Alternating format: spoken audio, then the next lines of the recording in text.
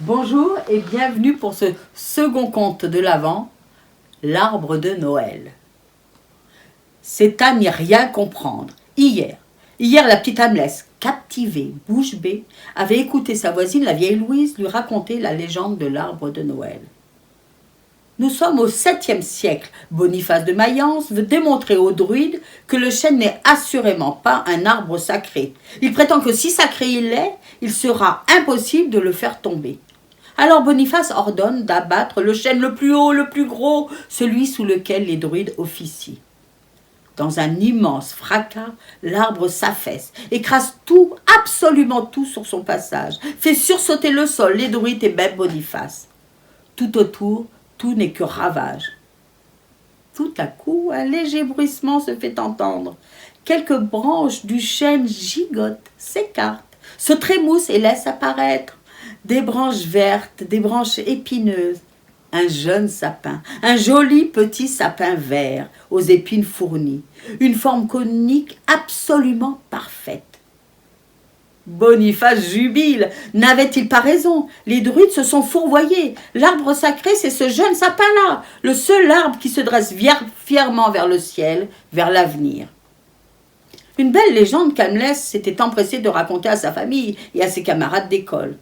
Et voilà qu'aujourd'hui, la vieille Louise lui en conte une autre. Un siècle plus tôt, au 6e siècle, raconte Louise, Colomban, un missionnaire chargé de christianiser la population, accompagné de moines, décide de créer un monastère sur un sommet vosgien, à l'endroit même où s'érige un majestueux sapin. Ce sapin est là depuis toujours. Il est bien connu des paysans qui viennent y déposer des linges ou des morceaux de bois sculptés en échange de soins, de bonne fortune, de santé, de fécondité. Même les amoureux le prennent à témoin et scellent leur amour sous ce géant de la forêt. Les moines ne font pas exception à la règle. Ils sont subjugués par tant de splendeur. Pour fêter cet arbre, ils accrochent leur lanterne aux branches de façon à former une croix. Une belle croix lumineuse qui se voit de loin. Alors, mus par la curiosité et la beauté de l'illumination, les habitants de la vallée se précipitent pour assister au spectacle. Quelle histoire! Amlès, qui n'a pas la langue dans sa poche, reproche à Louise de l'embrouiller. Il ne peut y avoir deux légendes de l'arbre de Noël. Laquelle est la vraie? Laquelle doit-elle croire? Louise lui conseille d'adopter l'histoire qui lui plaît le plus. Elle a beaucoup de chance car elle pourra changer de légende à sa guise, à chaque fois qu'elle en aura envie, une fois l'une, une fois l'autre. Et les yeux pleins de malice, la vieille dame annonce que le lendemain, elle lui contera une 3e légende de l'arbre de Noël. Amlès reste sans voix, songeuse, à la limite de la bouderie. Amlès passe devant la maison de Louise chaque matin et chaque fin d'après-midi en partant et en revenant de l'école. Très souvent, le goûter l'y attend. Un jour, le jour prévu pour la 3e légende de l'arbre de Noël, une abondante couche de neige a endormi et feutré le paysage. Les joues rougies par le froid, gants et bonnets de laine détrempés par les boules de neige, Amlès frappe à la porte de Louise. Un chocolat chaud l'accueille.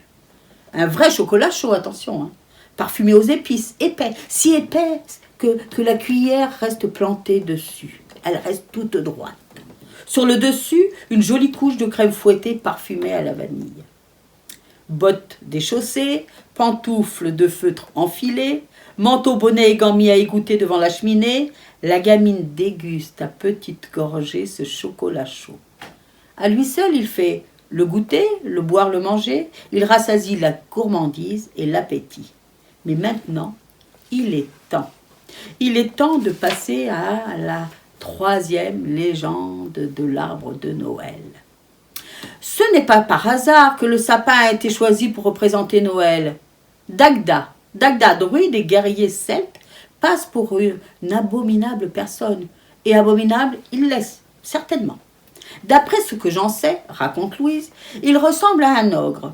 D'ailleurs, je me demande s'il n'a pas joué le rôle de l'ogre du Petit Poucet. Il adore guerroyer et jamais il n'a perdu un combat. Dagda prétend haut et fort, et très fort, que le sapin représente le mois de décembre, le mois où tout bascule. À partir du solstice d'hiver, les jours raccourcis recommencent à grandir. Alors, pour fêter ce jour-là, ce jour si important, l'arbre sacré se pare de fruits, de fleurs et d'épis de blé. L'arbre revit, il réunifie la terre et le ciel, il allie le spirituel et le matériel. Il montre le chemin de la générosité et du don de soi. Parce que ce jour-là, Dagda, est simple et bon, il est comme métamorphosé lui aussi. Et depuis ce temps, le sapin est devenu l'arbre de la sérénité, l'arbre du solstice, puis l'arbre de Noël. Y aura-t-il une quatrième et peut-être même une cinquième légende de l'arbre de Noël? Louise assure que non. En tout cas, elle n'en connaît pas d'autres. Mais elle peut en inventer. Elle a bien quelques idées d'ailleurs. Ce dont elle est certaine, c'est que dans ces temps anciens, les arbres de Noël n'étaient pas coupés. Point de sapin dans les maisons? Certes non. Les arbres vivants restaient dehors. Seules quelques-unes de leurs branches étaient coupées, mises en bouquet et décorées. Le chocolat arrive à sa fin. Amlès semble rêveuse. Elle aimerait bien une nouvelle histoire. Ben justement, Louise en connaît une vraie. Il s'agit de la reine Victoria. Oui, la reine d'Angleterre. Une petite femme qui adorait les sapins de Noël et le chocolat chaud. Une vraie passion pour le chocolat. Elle l'avait rencontré lors d'un de ses voyages à Biarritz. Elle se rendait chez Mirmont, une célèbre pâtisserie salon de thé.